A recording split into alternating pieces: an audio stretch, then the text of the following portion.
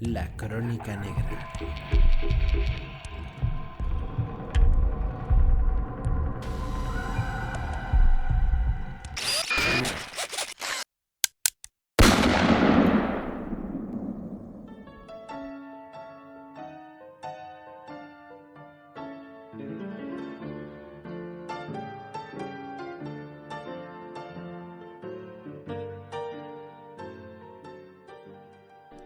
Alfonso Capone, más conocido como Al Capone o Scarface, es a día de hoy uno de los mafiosos más conocidos por la cultura popular. Un jefe criminal que dominó el crimen organizado en Chicago entre 1925 y 1931 y cuya brutalidad con cualquiera que osara interponerse en su camino le hizo ganarse el dudoso honor de convertirse en el enemigo público número uno del gobierno de los Estados Unidos durante la época de la Prohibición. A pesar de que su nombre es asociado inevitablemente con la ciudad de Chicago, Al Capone nació en Brooklyn, Nueva York, en 1899. Era el cuarto de los 9 hijos de una pareja de inmigrantes pobres napolitanos que habían llegado a Estados Unidos en 1893 en busca de una vida mejor. Pasó sus primeros años en un barrio de inmigrantes italianos de Nueva York, donde los Capone llevaban una vida bastante modesta. El padre de Al Capone era barbero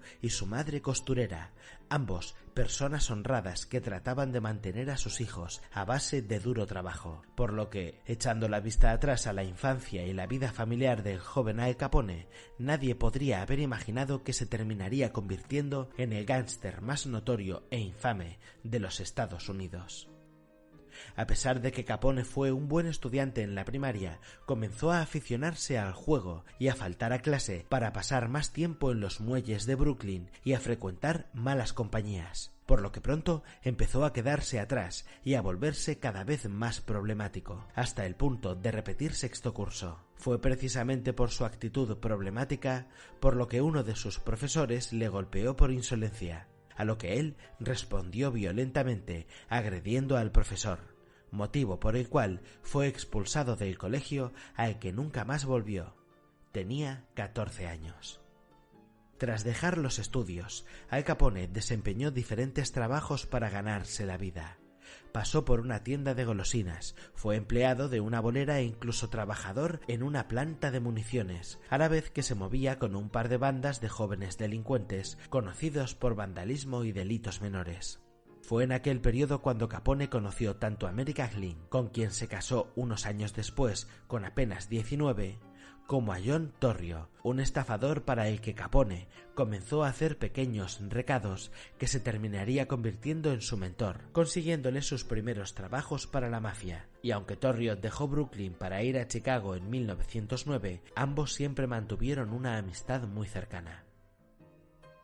Tras la partida de Torrio, casado y con un hijo recién nacido, Capone trató de mantenerse alejado de las actividades ilegales, ganándose la vida honradamente, pues quería mantener a su familia lejos de aquella vida, por lo que se mudó a Baltimore, donde tomó un trabajo como contador para una empresa de construcción. En 1917, Torrio le presentó a Capone al gángster Frankie Yale, quien le ofreció un empleo como barman y portero en uno de sus locales. Una noche, tras hacer un comentario indecente a una mujer en el bar,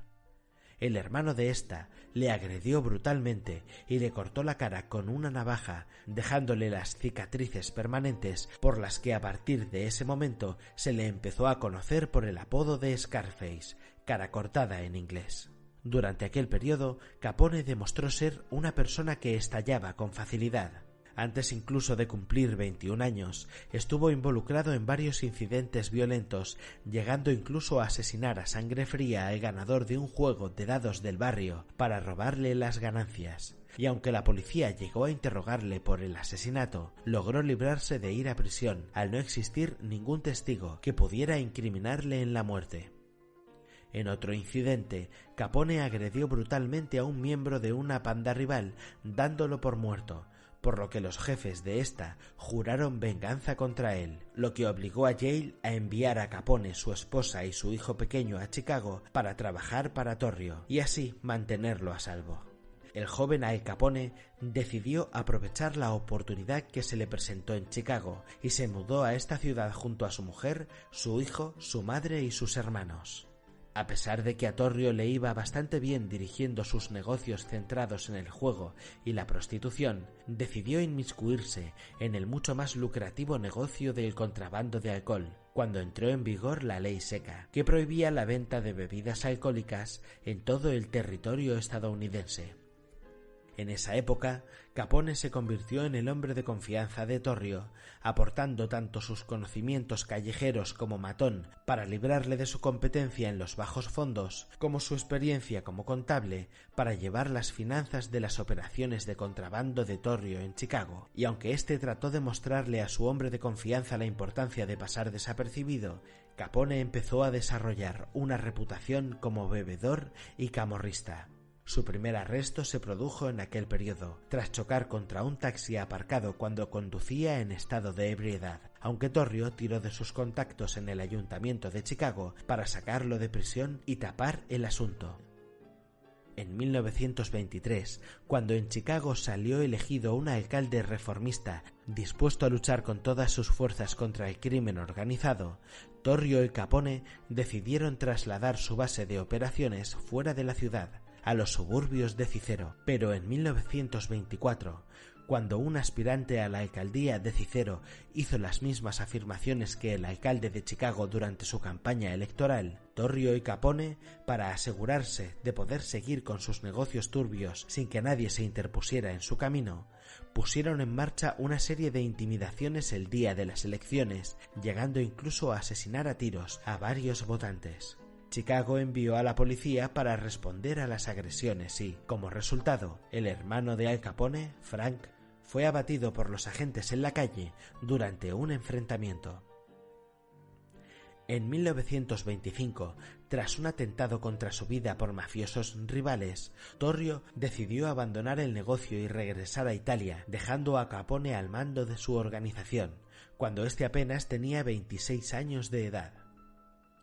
Ya como líder indiscutible, Al Capone trasladó la sede de sus negocios de vuelta a Chicago, más concretamente a una lujosa suite en el Hotel Metropole, en el centro de la ciudad. A partir de ese momento, empezó a llevar un estilo de vida muy lujoso, convirtiéndose en una verdadera personalidad cuyos movimientos seguía la prensa con sumo interés, llegando incluso a ganarse la simpatía de la gente de a pie con su carisma y generosidad, colaborando con multitud de obras de caridad, pero su popularidad no tardó en resentirse a medida que su nombre se asociaba una y otra vez con brutales actos de violencia que ocurrían por toda la ciudad.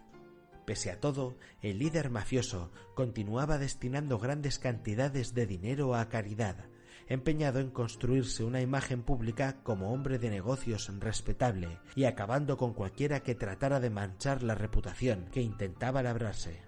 Según estimaban los periódicos de la época, en aquel momento sus operaciones ilegales generaban unos ingresos de $100 millones anuales. Muchos fueron los crímenes cometidos por Al Capone durante sus años de reinado.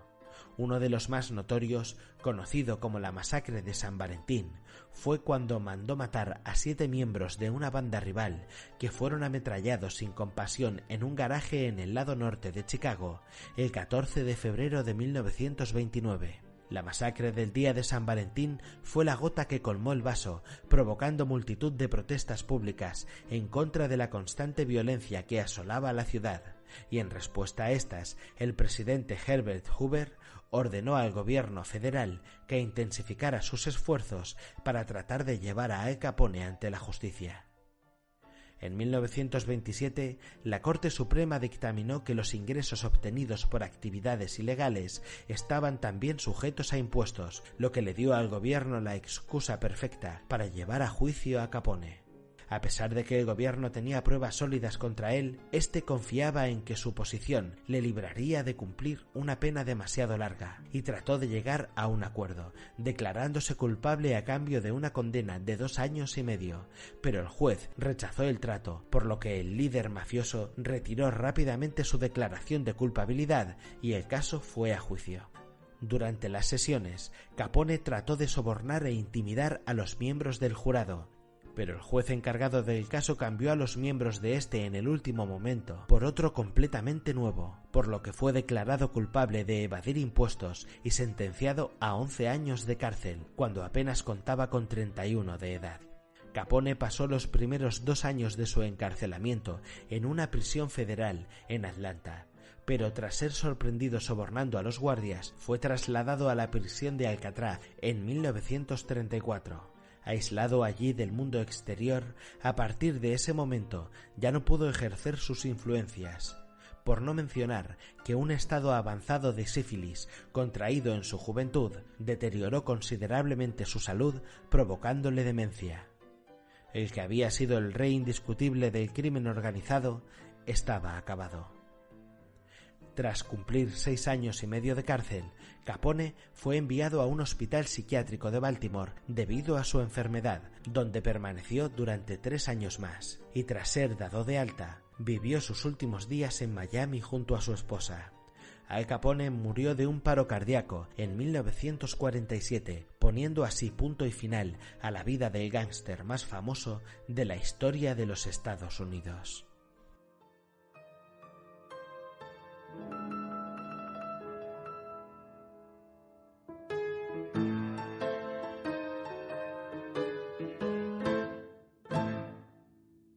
Si os ha gustado el vídeo podéis suscribiros, darle a me gusta, comentar, activar la campanita de notificaciones y por si a alguien le interesa he dejado mis redes sociales, correo electrónico, web, etc. en la descripción.